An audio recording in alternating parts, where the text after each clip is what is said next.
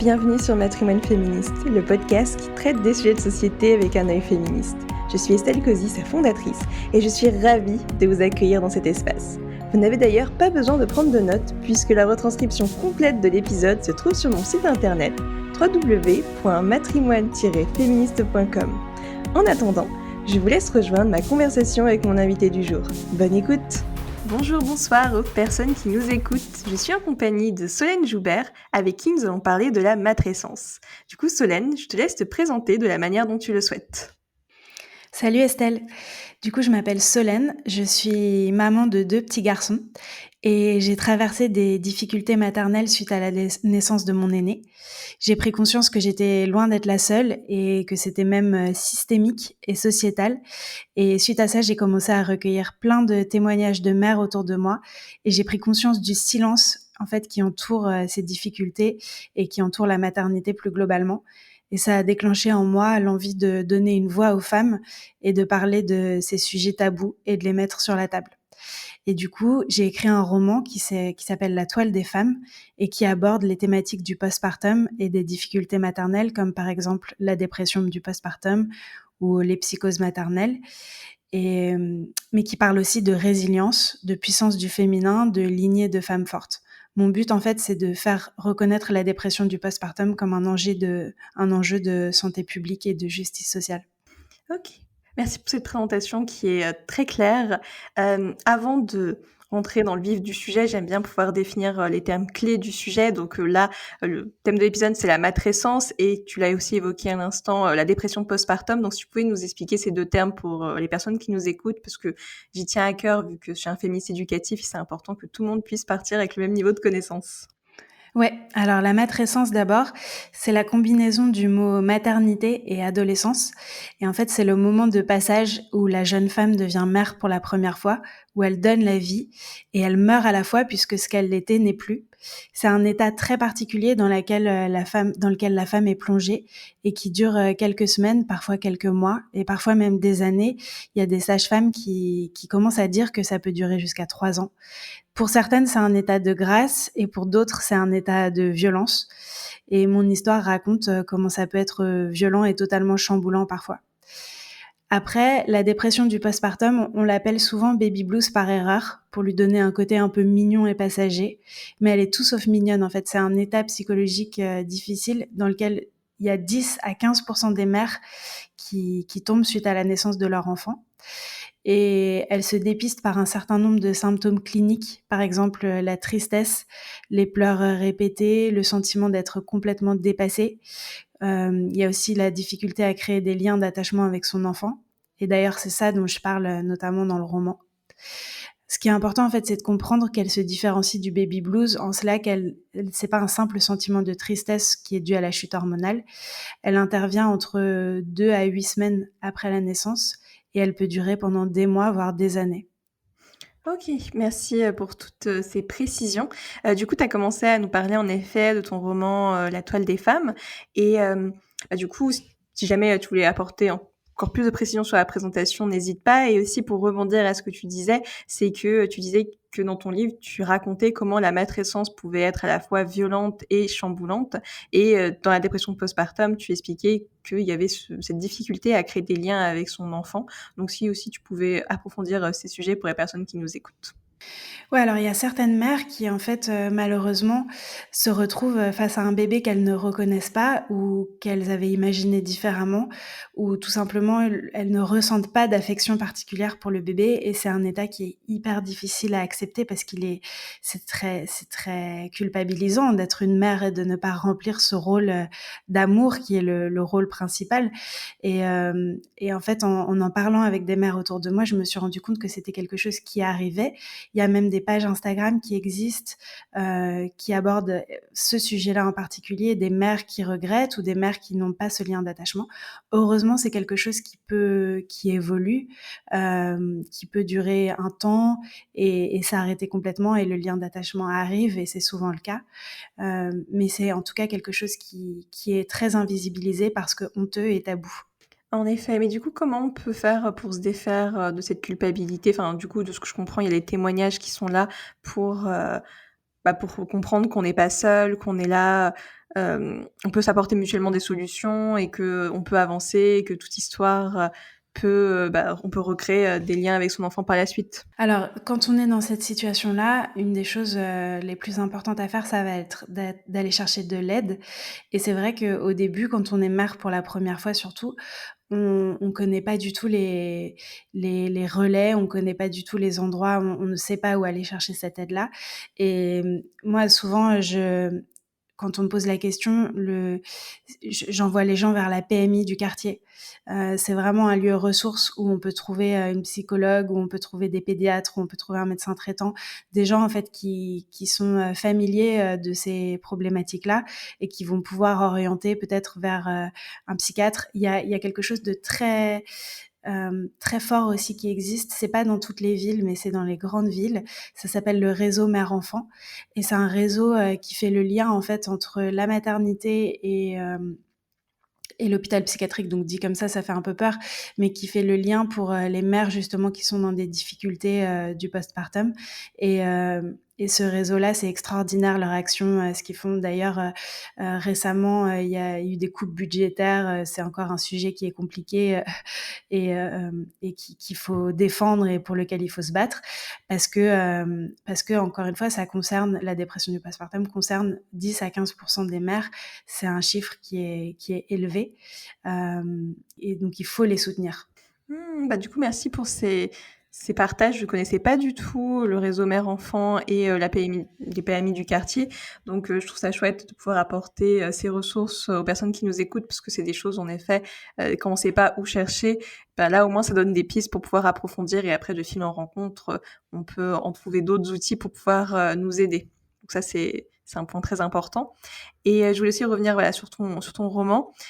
Du coup, pourquoi tu as eu cette idée d'écrire ce roman pour partager du coup l'expérience que tu avais ressentie pendant ta grossesse et du coup mettre des mots dessus et de mettre un roman pour avoir un peu ce recul et construire une belle histoire et comment l'idée t'est venue aussi? En fait, ce roman, il s'est nourri de l'onde de choc que moi j'ai ressenti quand je suis devenue mère il y a 5 ans.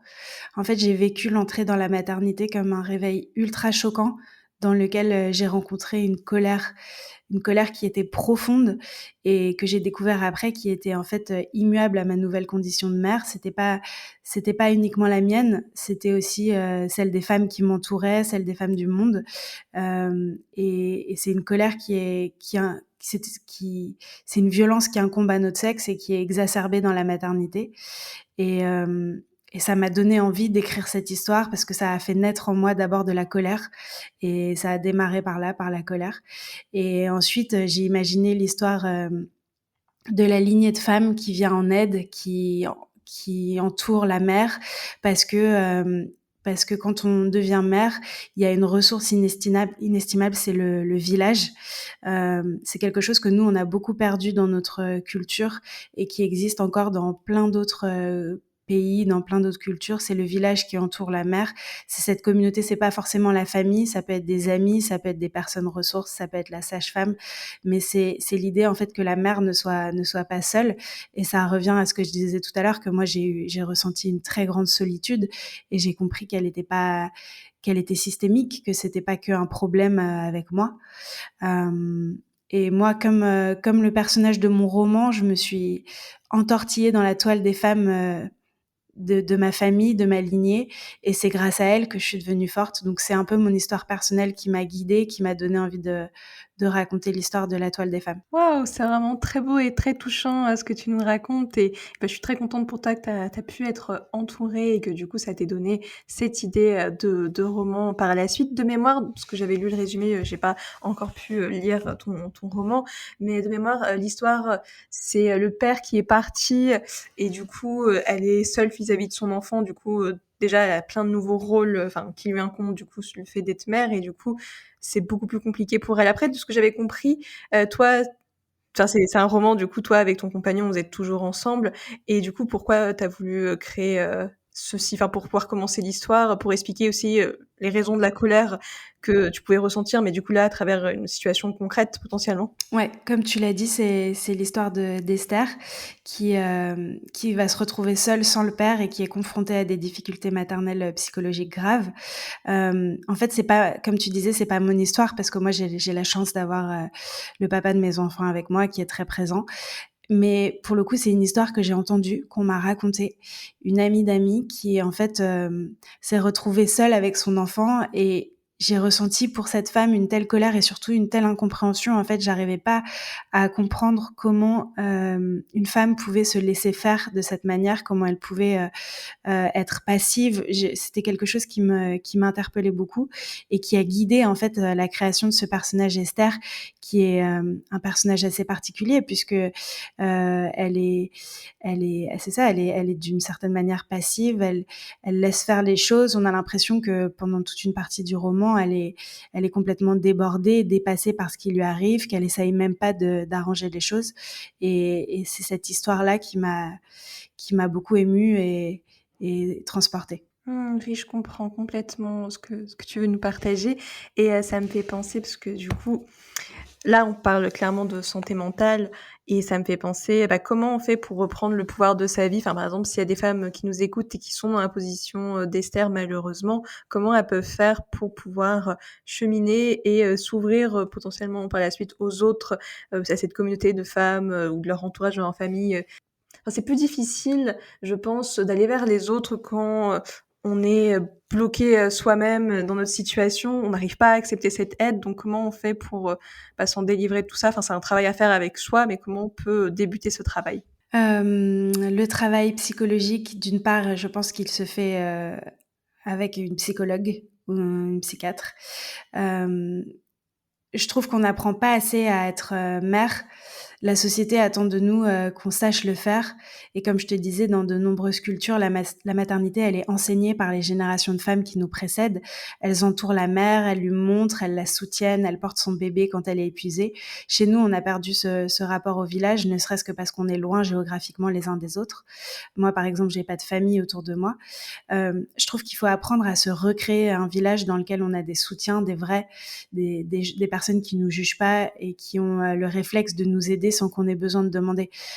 C'est comme ça qu'on apprend à devenir mère. Pour moi, c'est sur le tas, mais entouré des autres, pas seule avec ces questions. Mmh.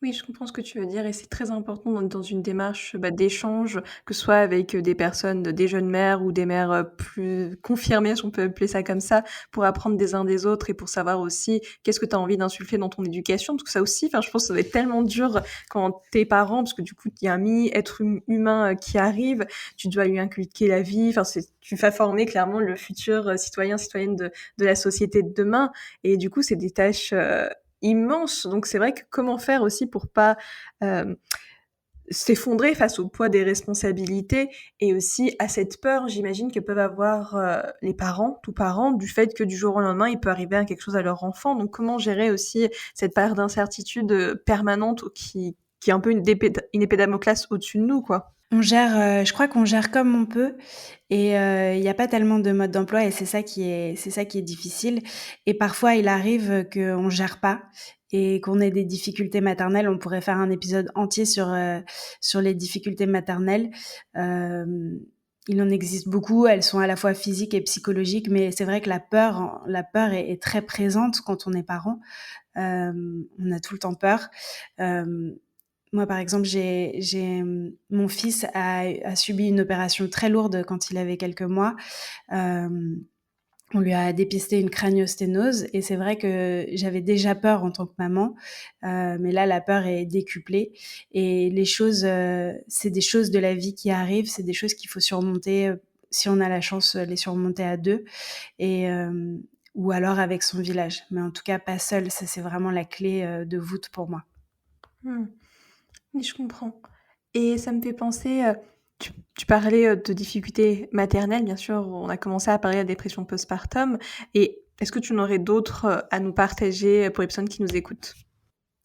Ouais, ben, on pourrait faire, tout l'épisode là-dessus parce qu'il y en a beaucoup. Mais, ça commence déjà par une fatigue immense. Souvent, il y a de l'isolement social. Hem, il y a une pression et une culpabilité maternelle qui peuvent devenir totalement obsédantes. Il y a la dépression du postpartum dont on a parlé un petit peu avant. Il y a aussi la perte d'identité personnelle. Ça, c'est quand on, on a l'impression de ne plus être rien de ce qu'on était avant. C'est quand on se fond dans son nouveau rôle et qu'on s'oublie complètement. Et puis, il y a la fameuse charge mentale qui incombe encore beaucoup trop aux femmes et qui peut en fait devenir une difficulté maternelle. Et puis, les difficultés maternelles dont moi j'ai parlé dans le roman, c'est le fait de ne pas réussir à s'attacher à l'enfant. Il y a des psychoses, on appelle ça les psychoses puerpérales. C'est quand on n'est plus dans la réalité. Et c'est des choses en fait qui arrivent. Il y a beaucoup de femmes par exemple qui racontent que elles ont des visions dans lesquelles elles vont faire du mal à leur enfant. Et en fait, ça, si on n'en parle pas, on pense qu'on est en train de devenir folle. On se dit mais qu'est-ce que j'ai comme images qui me viennent? C'est complètement fou. Et en fait, quand on en parle, on se rend compte que c'est simplement un réflexe de notre cerveau pour protéger l'enfant qui nous envoie des images dangereuses pour qu'on puisse le protéger mieux, pour qu'on soit averti. Donc en fait, c'est une manière de protéger l'enfant, mais c'est vrai que quand on le sait pas, il y a de quoi devenir fou, quoi. Donc les difficultés maternelles, il y en a beaucoup. Je peux pas toutes les citer, ne serait-ce que parce que je les connais pas toutes. Moi d'ailleurs, à ce propos, ce que je voulais te dire, c'est que dans mon livre, je parle des difficultés maternelles. J'en parle parce que je l'ai vécu, mais ça fait pas de moi une spécialiste du sujet, loin de là. Et simplement, ce que j'essaye, c'est de porter le message que les femmes ne doivent pas rester seules. Et que si jamais elles reconnaissent des choses, par exemple qu'elles ont lues dans le livre ou des choses qu'elles entendent dans le podcast, il faut vraiment aller en parler tout de suite à son médecin traitant, pas que à ses copines. Faut aller en parler à quelqu'un de professionnel. Pour peu que tu aies un médecin traitant qui entende ces choses-là et que t'aies pas un vieux con de la vieille école qui te dise que oh ma petite dame, vous faites un petit baby blues, ce qui m'est arrivé d'ailleurs. Mmh.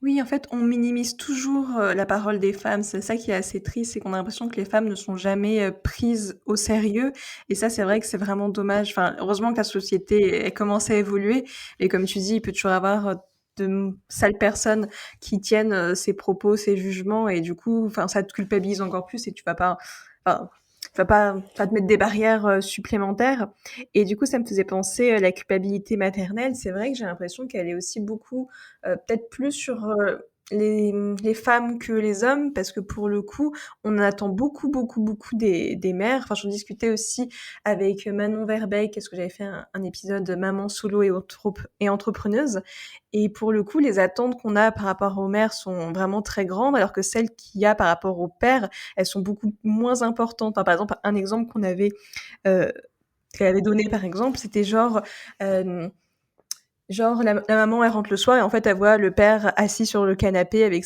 les enfants en train de manger des pizzas et regarder la télé et du coup ça, enfin la société pourrait penser: «Ah bah tiens, c'est un beau père et il s'occupe de ses enfants». Pareil, un père, qui, va au parc, qui va avec la poussette, et qui s'occupe de ses gosses ou pas ou qui est sur son portable, il sera toujours mieux jugé que la mère si elle faisait la même chose de l'autre sens. Donc ça menait aussi à penser comment on explique aussi, cette différence de traitement entre les femmes et les hommes sur la parentalité? Alors comment on l'explique? Je sais pas forcément, mais c'est vrai que je comprends tellement ce que tu dis. La mère, elle a le corps déchiré et pourtant on lui demande de se lever, de porter un nourrisson, d'être tout de suite. Elle est confrontée à une myriade d'exigences de la société. Elle doit être maternelle, mais pour autant elle doit avoir envie de travailler. Elle doit être féminine, elle doit être sportive, elle doit être ménagère, elle doit être la bonne épouse, la bonne copine. Et, les premiers questionnements que j'ai eus, c'était comment je vais faire pour être tout ça. Et c'est vrai que j'ai constaté qu'il n'y avait pas du tout toutes ces exigences qui pesait sur mon mec.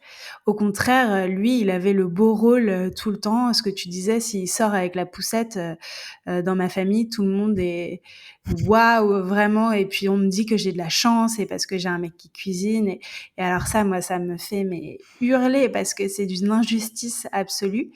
Et, et je me prends souvent la tête avec ma famille parce que j'essaye de leur faire comprendre et du coup ils me font passer pour la nana qui est jamais contente, qui en veut toujours plus parce que déjà que j'ai de la chance d'avoir quelqu'un à la maison qui se bouge, mais en plus je voudrais que ce soit normal et que on lui reconnaisse, on lui fasse pas de compliments. Donc c'est vrai qu'on c'est pénible parce qu'on passe tout le temps pour les chouesses quoi, alors que tout ce qu'on me demande c'est d'être c'est d'être égaux en fait, c'est d'être l'égal de l'homme et que donc ça m'a mise vraiment en colère et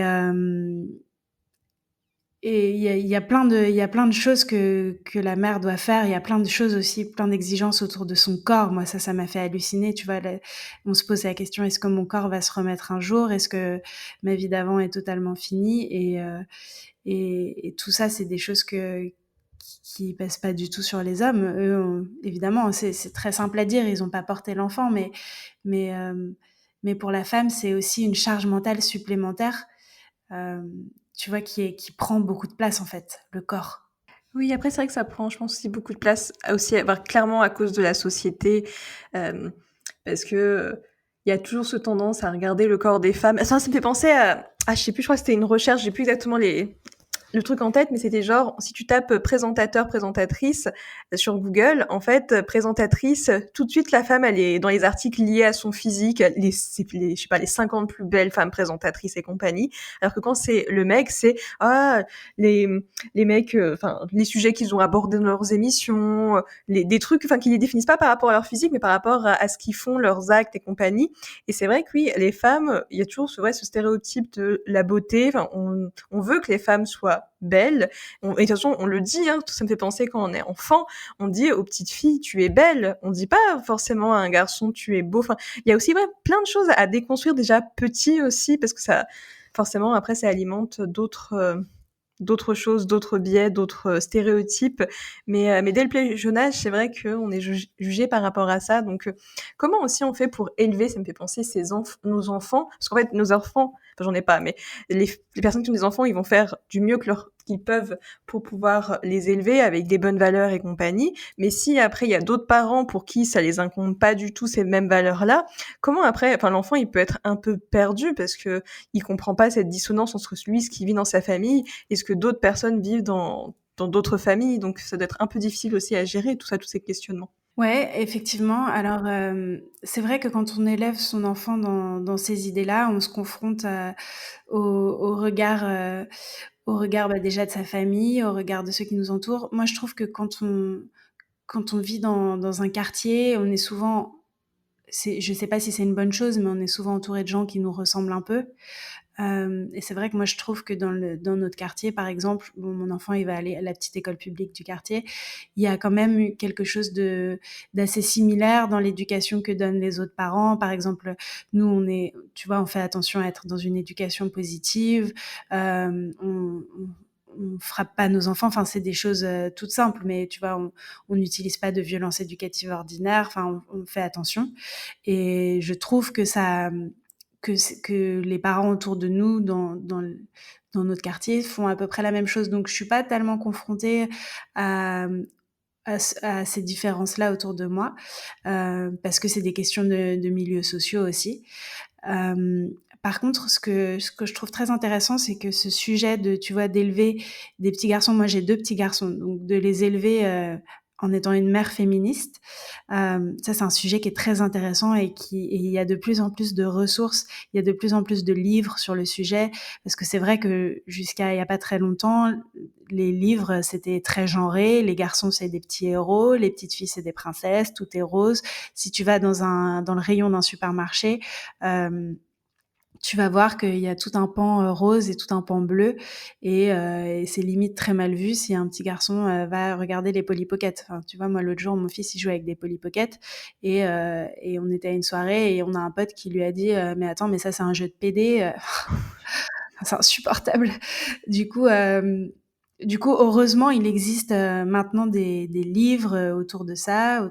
Il y a notamment, j'y pense, à une petite maison d'édition qui a été créée par une féministe influenceuse qui s'appelle Je suis une sorcière.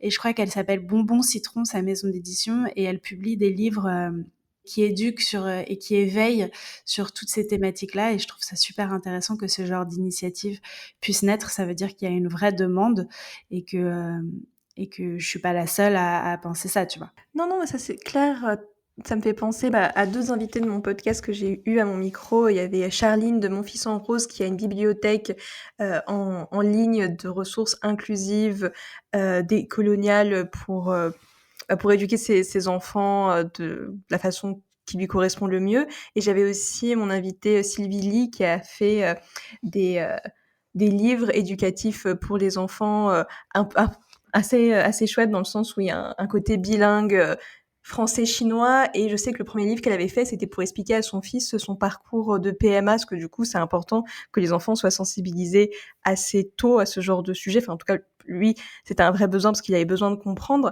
Mais en tout cas, oui, je trouve ça chouette que maintenant, en effet, de nos jours, il y a de plus en plus de ressources qui existent. Et du coup, toi, comment tu fais concrètement pour élever tes enfants en tant que mère féministe? Déjà, tu leur achètes des ressources adaptées, des livres où ils peuvent briser, on va dire, les stéréotypes. Et de ce que je comprends, pareil pour les jouets, tu fais aussi attention à ça. Oui, exactement. J'essaye de me défaire des vieux réflexes que j'ai. Par exemple, moi, j'ai mon fils aîné, il a les cheveux très longs. Et c'est un peu une fierté. C'est lui qui veut les avoir longs, mais c'est un peu ma fierté en tant que maman de dire, bah, je suis suffisamment à l'aise avec cette idée que je puisse avoir un garçon avec les cheveux longs, que c'est ok, qu'il soit différent. J'aime bien me dire ça en fait, que je suis capable de lui laisser cet espace. Que tu vois, l'autre jour, je suis allée lui acheter des barrettes. Il voulait des barrettes à paillettes. Bon, il y a un petit moment où j'ai douté, où je me suis dit, est-ce que c'est pas trop? Est-ce que on va pas se moquer de lui? Parce qu'on pose cette question-là aussi de ce que tu demandais juste avant, est-ce que ils sont confrontés au regard des autres? J'essaye d'être le plus ouverte possible sur ces questions. Tu vois, la question du transgenre, de l'homosexualité, tout ça, c'est des sujets qui sont pas forcément faciles à aborder et que en tant que parent, si on est très honnête avec soi-même, même si on est complètement ouvert sur ces sujets-là, c'est des sujets qu'on n'a pas forcément envie d'aborder tout de suite parce qu'ils sont pas faciles, parce qu'ils parlent de différence, parce qu'ils parlent de douleur, parce que donc on, j'essaye de, tu vois, de dépasser ces peurs-là et d'être la maman qu'il faut pour être alignée avec mes valeurs féministes. Là, c'est très bien et très beau ce que tu fais, avec tes enfants, de ce que tu nous en dis en tout cas. Et du coup, ça me fait penser, toi, comment tu fais du coup pour aborder un sujet qui peut être un peu compliqué, par exemple, comme tu disais, la transidentité, la non-binarité, ce genre de sujets. Comment tu fais pour, les aborder, sereinement avec, tes enfants? Après aussi, quel âge ils ont? Parce que ça doit aussi dépendre de l'âge aussi, c'est plus facile en fonction de son âge, j'imagine. Ouais, ils ont 5 ans et 1 an. Donc avec celui de l'enfant de 5 ans, c'est pile l'âge où on parle de ces choses-là. Je l'aborde beaucoup par les livres et parfois c'est un peu fortuit, c'est-à-dire par exemple, l'histoire que je te racontais du Polly Pocket et de ce bot qui a une réflexion hyper déplacée, ça m'a permis en fait d'aborder le sujet, avec lui et de lui expliquer, ce que c'est, qu'un PD, ce que c'est, tu vois? Pourquoi c'est des mots, qu'on n'emploie pas, et de lui expliquer que les adultes, parfois peuvent être complètement, déplacés et que lui, en fait, lui demander à lui qui a 5 ans d'être, plus mature que ça, c'est quand même complètement dingue, je trouve comme attente. Mais on se rend compte que l'enfant, en fait, est tellement capable de grandes choses, tellement capable d'intelligence et de compréhension que si les choses sont dites, en fait, on peut créer un petit humain qui va être respectueux, qui va être ouvert, qui va être capable de se montrer intelligent. Et ça, c'est génial, en fait, de le constater. Et ça met une grande responsabilité sur le parent. Et c'est toujours cette histoire de pression, de pas non plus se la mettre trop. Euh, Parce que on peut vouloir être tout pour son enfant. C'est vrai que parfois on lâche prise et on fait aussi confiance à l'école parce que de plus en plus les écoles sont ouvertes sur ces questions de l'inclusivité et heureusement. Et, et l'école est un relais en fait pour le parent et ça fait du bien d'ailleurs quand il rentre à l'école d'avoir ce relais-là. C'est génial si on est en confiance. Mmh. Ouais, je comprends. Et du coup, de ce que je comprends aussi, c'est que c'est important, en tout cas, de donner un contexte, pour expliquer à l'enfant, les choses qui sont bien, pas bien, en fonction de son propre vécu, son propre frisme, son propre expérience. Et du coup, ouais, je suis vraiment en phase avec l'éducation que tu as avec lui, parce que je me dis que, enfin, on va dire, c'est compréhensible malheureusement que plus tard, les enfants, ils deviennent racistes dans l'intolérance et compagnie, parce que si dès que t'es petit, on te dit des phrases comme celle de ton pote, bah, ça peut vite être très violent pour l'enfant. Et s'il n'a pas un adulte derrière qui est capable de faire la part des choses et lui expliquer le pourquoi du comment, bah, en fait, l'enfant, il n'est pas assez mature émotionnellement pour pouvoir bah, prendre du recul par rapport à ce qui est dit, parce qu'en fait, il est en train de tout apprendre. Donc, en effet, c'est vraiment pas évident d'être parent. Non, c'est pas évident d'être parent. Je te le confirme. Et c'est un job énorme et que on, on ne peut pas imaginer en fait avant d'être parent. Et c'est quelque chose. Moi je fais attention parce que entre, tu vois, ce que je raconte dans le roman sur les difficultés maternelles, ce dont on parle là, des difficultés dans l'éducation, je me rends compte que souvent je dépeins quelque chose d'hyper négatif de la parentalité. Et pourtant, c'est pas le cas. Heureusement, il existe toutes les parentalités, il existe tous les schémas, toutes les histoires, que ce soit dans, tu vois, autour de la naissance, que ce soit autour de l'éducation après. Mais simplement, je trouve que c'est super intéressant quand on veut devenir parent de partir avec ce savoir. En fait, moi, je trouve que le savoir, c'est le pouvoir. Savoir qu'il existe des histoires différentes, savoir que parfois il existe des difficultés, des petites, des grandes, et simplement le jour où ça nous arrive, ne pas complètement tomber des nues et être capable d'aller chercher des outils et toujours d'aller puiser dans ses ressources. En fait, pour moi, c'est vraiment ça le message, et c'est le message que font passer plein de voix qui parlent de matrescence. Je pense par exemple au podcast Bliss ou au podcast La matrescence de Clémentine Sarlat. C'est vraiment ça leur message. Il y en a une qui raconte des histoires de maternité, c'est Bliss, et La matrescence va plutôt parler d'outils autour de l'éducation. Donc c'est assez complémentaire les deux. Mais les deux en fait véhiculent cette idée que si on sait, on est préparé et on peut agir sans se laisser totalement envahir. Donc ça, je trouve que c'est une démarche très intéressante en tant que parent, si tu vois, c'est de savoir, c'est de s'intéresser, de lire, d'écouter les histoires des autres euh, pour, euh, voilà, pour avancer. Oui, de ce que je comprends, c'est que clairement être parent, c'est aussi toute une préparation mentale avec l'histoire d'autrui. Il faut se montrer curieux et en effet, le savoir, c'est une forme de pouvoir parce que du coup, ça permet par la suite de faire des choix en conscience. Parce que c'est sûr que quand tu as ce savoir, bah, tu sais comment réagir en cas de situation difficile. Si tu vas être moins pris, comment dire, sur le vif. Et du coup, si tu pris sur le vif, c'est plus facile, on va dire, de faire des erreurs vu que sans la connaissance, c'est pas évident. Et du coup, ça m'amène aussi à ma question. Comment, du coup, on fait pour être un bon parent, en tout cas pour son enfant? Pour ce que je comprends, il faut être ouvert d'esprit et être dans accueillir la différence d'autres parcours, d'autres histoires pour s'enrichir soi-même. Mais s'il y a d'autres clés, n'hésite pas à les partager.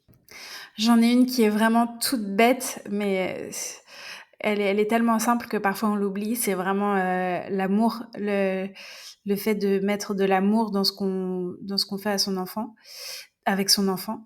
Moi, je trouve qu'une règle très importante, c'est d'apprendre par l'exemple, d'enseigner par l'exemple. Donc en fait, ton enfant, tu pourras lui apprendre 1000 règles.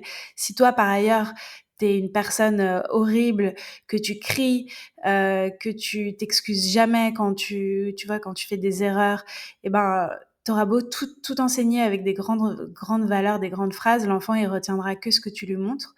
Donc c'est vraiment l'éducation silencieuse que je trouve super intéressante et super importante, mais qui encore une fois exige de toi que tu sois à la hauteur, même dans la façon dont tu te comportes au monde. Tu vois, par exemple, je trouve ça très intéressant. Je vois plein de petites images passer sur Instagram qui montrent que une maman qui est fatiguée, qui s'oublie en fait dans la maternité, qui donne tout à ses enfants et qui se laisse complètement dépasser et être complète et qui s'oublie, qui oublie ses rêves, qui oublie ses projets.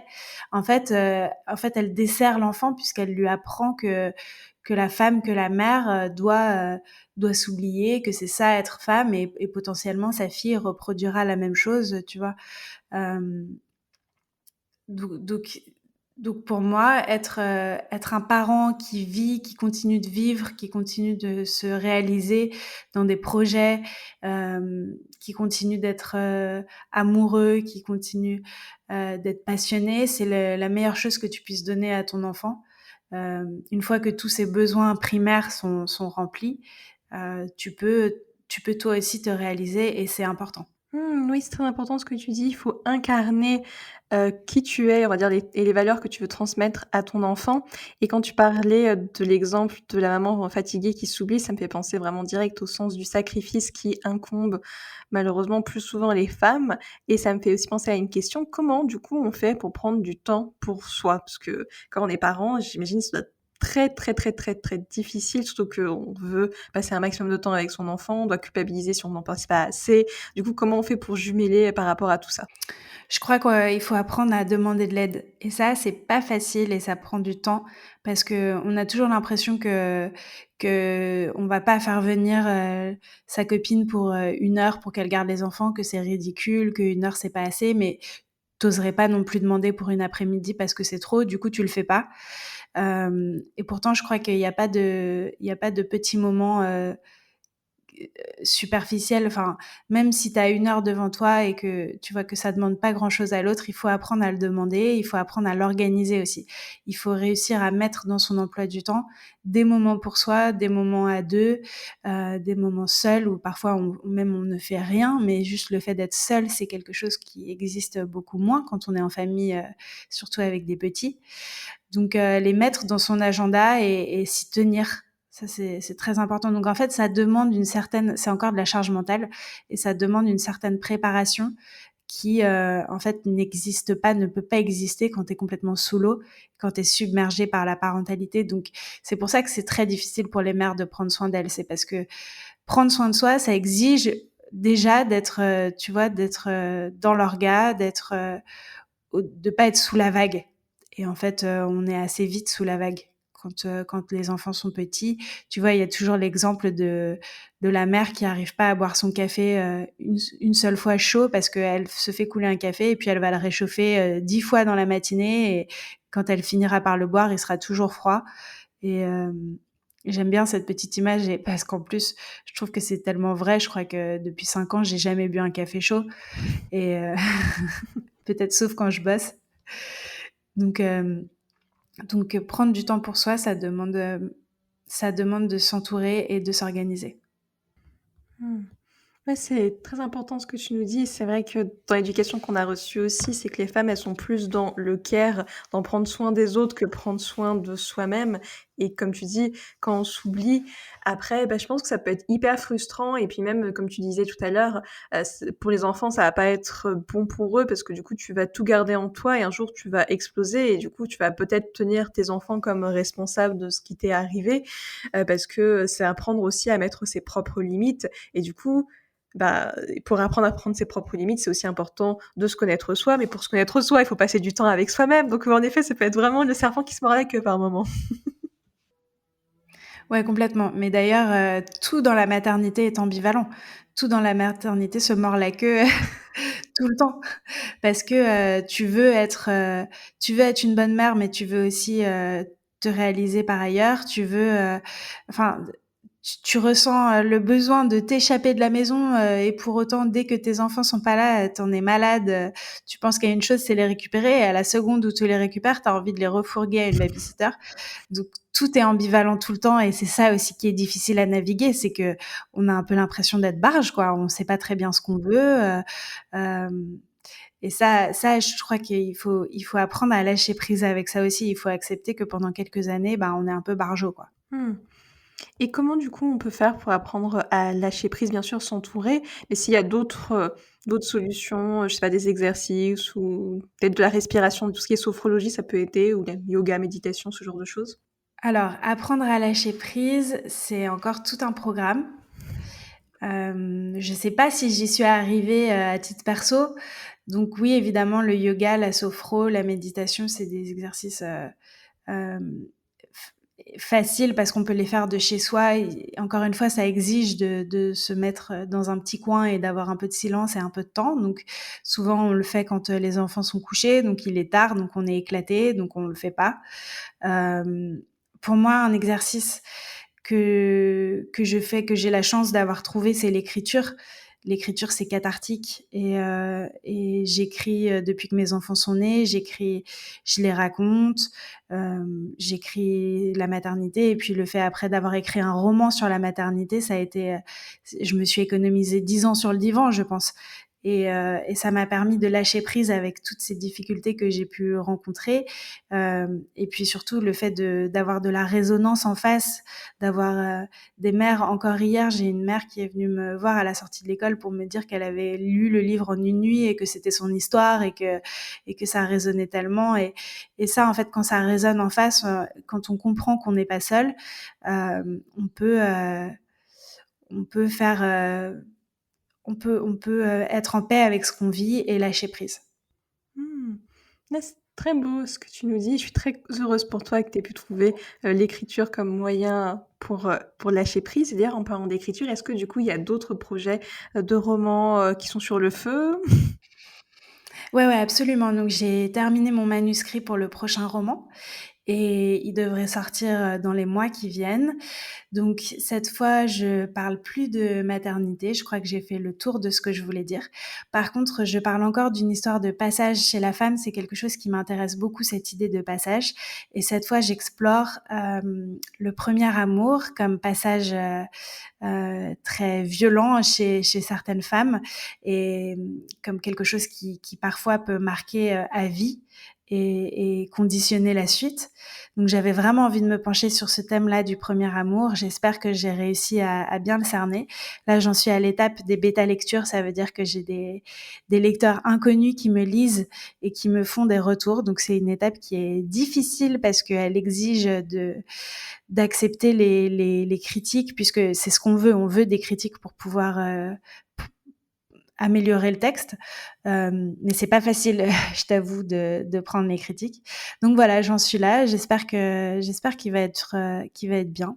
J'espère que j'ai réussi à cerner mon sujet. On verra. Bah, j'ai hâte de le découvrir, enfin, il faudra d'abord aussi que je lise ton premier roman, mais en tout cas, de découvrir quand il sera sorti, celui-ci. Bon après, notre épisode ensemble sortira à partir du mois de janvier, donc peut-être que d'ici là, ton nouvel ouvrage sera sorti. Bien sûr, hein, je mettrai le lien, en description pour les personnes, qui nous écoutent, qui veulent en savoir plus et qui veulent aller découvrir, bah, tes 2 romans.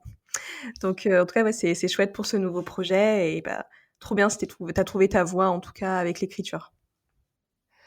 Oui, absolument. Enfin, c'est pas tout récent que j'ai trouvé ma voie dans l'écriture. J'ai toujours travaillé dans le monde de l'écriture. J'ai travaillé dans le monde de la presse pendant très longtemps. Ça a toujours été ma voie depuis que j'étais enfant. Moi, j'étais une petite fille qui était un peu nulle à l'école et qui était pas très épanouie dans dans ce que j'entreprenais jusqu'au jour où en fait une maîtresse m'a dit que il fallait que j'écrive, que c'était mon truc, que ça serait mon truc quoi. Et ça l'est devenu et ça l'est aujourd'hui et je suis trop contente de réussir à m'épanouir là-dedans et de faire que ce projet devienne ma réalité. Ça, c'est vraiment une petite case de ma vie que je coche et qui me rend très heureuse.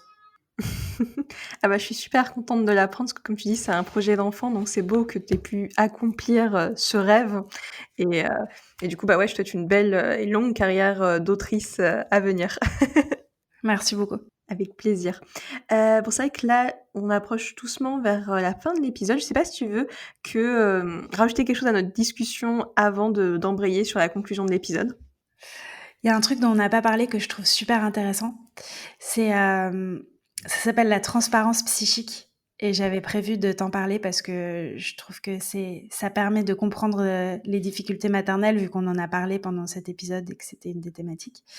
En fait, la femme, quand elle est enceinte et après quand elle accouche, il y a plusieurs mois pendant lesquels elle traverse ce qu'on appelle, médicalement la transparence psychique. C'est une période, c'est un état de fragilité émotionnelle, et psychologique.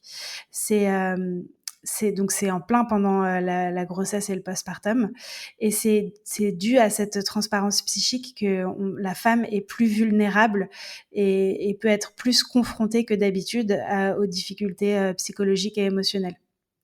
Et je trouvais ça super important de te le dire, parce que c'est moi j'ai mis du temps à comprendre en fait pourquoi est-ce que les femmes sont tellement fragiles en fait pendant cette période-là. C'est parce que leur cerveau est différent à cause du cocktail hormonal qu'on se prend, et que on traverse cette période de transparence psychique où pendant laquelle il y a des choses qui peuvent ressortir. Alors tout ce que tu as enfoui, tu peux être sûr que ça ressort, les trucs que t'as pas voulu gérer plus tôt et tout. Donc voilà, c'était ça que je voulais ajouter, ce petit détail. Top, bah, merci pour le partage. C'est vrai que je connaissais pas du tout, ce terme, en tout cas transparence, psychique, et c'est hyper intéressant ce que tu nous dis. Du coup, il y a eu des études scientifiques qui ont, montré qui ont étudié le cerveau humain, enfin féminin, pour pouvoir, tirer ces conclusions?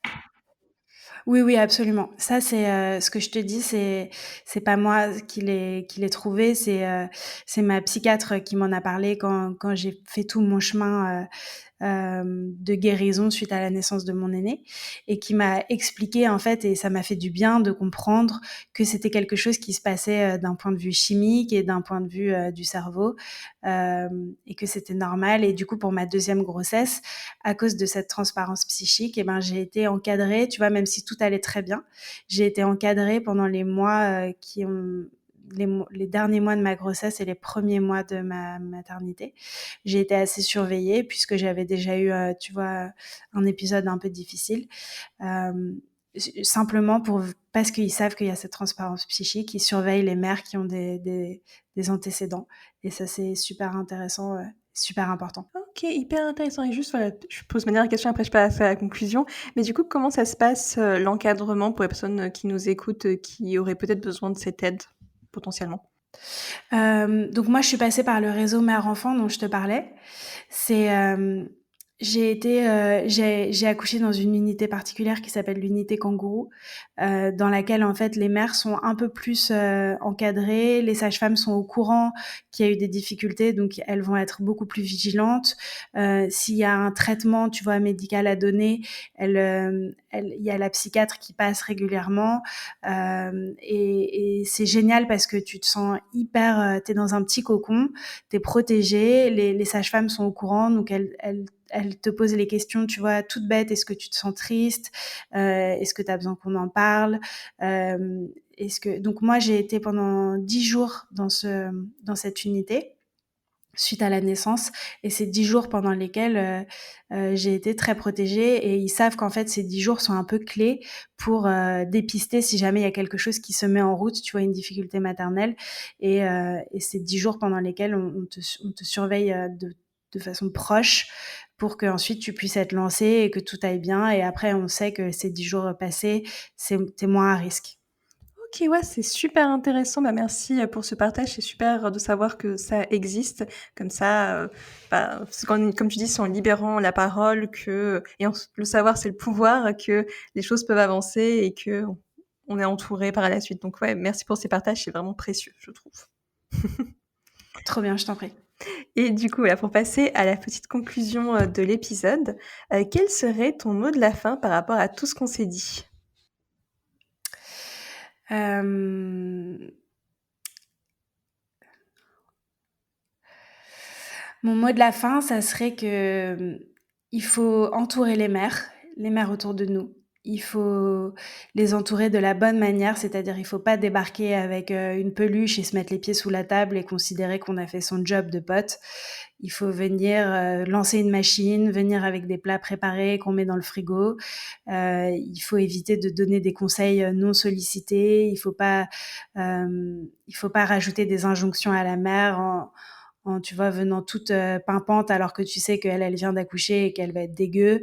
Donc tout ça, en fait, c'est ce qu'il faut faire quand on entoure une mère. Il faut être là, il faut proposer de prendre les enfants, ne serait-ce qu'une heure pour qu'elle puisse dormir. Il faut l'orienter si jamais, il faut l'écouter. Et si jamais elle parle de choses difficiles, il faut pas lui donner des conseils soi-même parce que c'est des choses pour lesquels on n'est pas forcément formé, mais par contre, il faut l'orienter. Donc, lui envoyer le numéro de sa PMI, trouver la PMI de son quartier. Il faut savoir que quand on vient d'avoir un petit bébé, la moindre petite étape, ne serait-ce que de chercher sur Google le numéro de la PMI, peut devenir une montagne. Donc, en fait, tout ce que tu peux faire pour elle, c'est pas anodin. Voilà, donc ça, c'est ça mon mot de la fin, c'est il faut entourer les mères, il faut être un village pour elles, qu'on ait des enfants ou qu'on n'en ait pas encore eu, il faut être un peu éveillé sur ces sujets-là, c'est hyper important et ça peut vraiment un petit geste peut vraiment tout changer. Mmh. Voilà. Une très, très belle conclusion. En effet, tu as donné vraiment plein d'actions concrètes entre guillemets, qu'une personne aidante qu'elle puisse faire pour pouvoir, soulager un peu la mère, de tout ce qui lui arrive. Après le père aussi, mais là, c'est sûr qu'on parle de la matrescence donc mais en tout cas, ouais, très, très bon, conseil. Bah, je retiendrai, hein, si j'ai des amies qui deviendront enceintes, prochainement. Ouais, tu sauras comment, ce qu'il faut faire pour être un bon village. C'est ça. Du coup, dans la suite de mes questions, c'est qui toi tes rôles modèles?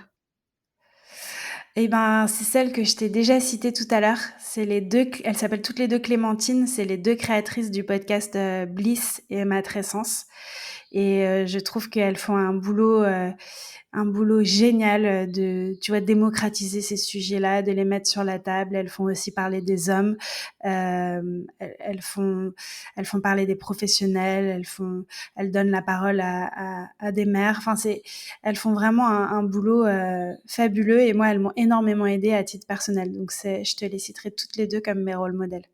Mmh, ouais, c'est vraiment très, très beau. Bah, ça m'intéresse en tout cas de m'intéresser. Enfin, même si je suis pas encore en même si je suis pas je suis célibataire, mais quand je serai, maman, ce sera intéressant pour moi, j'imagine, de me renseigner sur ces genres de ressources et du coup, parlant de ressources, c'est la suite des questions. Quelles ressources recommanderais-tu aux personnes qui nous écoutent? Bien évidemment, le podcast Bliss et le podcast Matrescence et ton livre et celui à venir et enfin, après on a parlé de plein de ressources, mais c'est vrai que si tu en as d'autres à rajouter, c'est aussi le moment. Ok, bah au regard de tout ce qu'on s'est dit, je crois que c'est intéressant que je te partage les livres de Catherine Guéguin. Je crois qu'elle est pédopsie et elle est spécialisée dans le soutien à la parentalité. Et si on veut être un bon parent, il faut lire ces livres parce qu'elle donne plein d'outils pour comprendre le cerveau de l'enfant, pour comprendre pourquoi justement le cerveau de l'enfant jusqu'à un certain âge est trop immature, pourquoi par exemple les colères, en fait ça n'existe pas, c'est simplement des tempêtes émotionnelles et elle t'explique comment mieux les gérer, comment ne pas toi entrer dans la colère, dans la confrontation. Donc ça c'est vraiment des outils géniaux. Et il y a un deuxième outil que moi j'ai découvert pendant ma deuxième grossesse, il n'existait pas il y a 5 ans et qui a changé ma vie de parent. Et je leur fais de la pub tout le temps alors que j'ai pas d'action chez eux, hein, mais c'est l'appli May. Ça s'écrit M-A-Y et c'est une appli qui vraiment te change la parentalité. Déjà parce qu'il y a un chat sur lequel tu peux parler directement avec des sages-femmes pour poser toutes tes questions. Et ça, c'est génial parce que tu leur envoies des photos, tu vois, si ton fils il a une éruption cutanée de maboule et que t'arrives pas à avoir un rendez-vous chez ta généraliste ou ta pédiatre, tu peux écrire, leur envoyer les éléments. Il y a toujours quelqu'un qui t'aide. Moi, je leur ai posé dernièrement des questions parce que mon fils me mordait et je leur ai dit, je suis désolée, c'est débile comme question. Et elles ont été trop mignonnes à me dire, c'est pas du tout débile. Voilà les outils que tu peux utiliser, mettre en place. Et c'est vraiment un outil fabuleux. Il y a plein d'articles pour les parents. On reçoit tous les jours une petite notification en fonction de l'âge de l'enfant, sur ce que tu traverses probablement, comment le traverser bien, tu vois, quelles sont les ressources et tout. Donc, c'est très précieux. Waouh, oui, en effet, ça va être une application qui, t'accompagne, dans ta parentalité à plein de niveaux donc ouais, c'est génial que ce type, de d'application existe pour que ça puisse soulager les parents et pour la charge mentale, c'est vrai que c'est mieux. Enfin, tu peux parler directement avec une sage-femme donc c'est plutôt chouette. J'avoue que ça donne envie. Ouais, c'est génial. Il faut vraiment le mettre entre les mains de tous les parents. Moi, je te dis, ça m'a changé la vie. Et du coup, ça me fait aussi penser, je connaissais pas du tout moi, le fait que, chez les petits, il y ait pas de colère et que c'était des tempêtes émotionnelles donc tu m'apprends quelque chose, je suis en mode: «Waouh!» Oui, en fait, maintenant, avec toutes les neurosciences, on est capable, ce que les pédiatres, en fait, avant, savaient par instinct. Tu vois ce qu'elle disait, par exemple, Dolto ou les pédiatres qui ont beaucoup démocratisé l'éducation positive, disaient, en fait, l'enfant n'est pas méchant, l'enfant ne fait pas de comédie, il essaye pas de vous manipuler. Simplement, il est envahi par une émotion qu'il est trop jeune pour contrôler. Donc, elle le disait, mais en fait, aujourd'hui, c'est génial parce qu'il y a l'appui des neurosciences pour le prouver et pour prouver leur dire. Et en fait, maintenant, on voit dans le cerveau, alors je vais pas te parler de cortex frontal et tout parce que je risque de me planter, mais on voit dans les neurosciences, dans le cerveau, que par exemple, quand l'enfant a une émotion qui l'envahit complètement, il est incapable. Tu vois, quand on dit à un enfant t'es méchant, tu vois, tu t'es pas capable de gérer ta crise. Enfin, quand on le fait culpabiliser, en fait, c'est lui parler de choses qu'il ne peut absolument pas comprendre parce qu'il est pas physiquement en mesure de gérer l'émotion. Son cerveau est encore trop immature.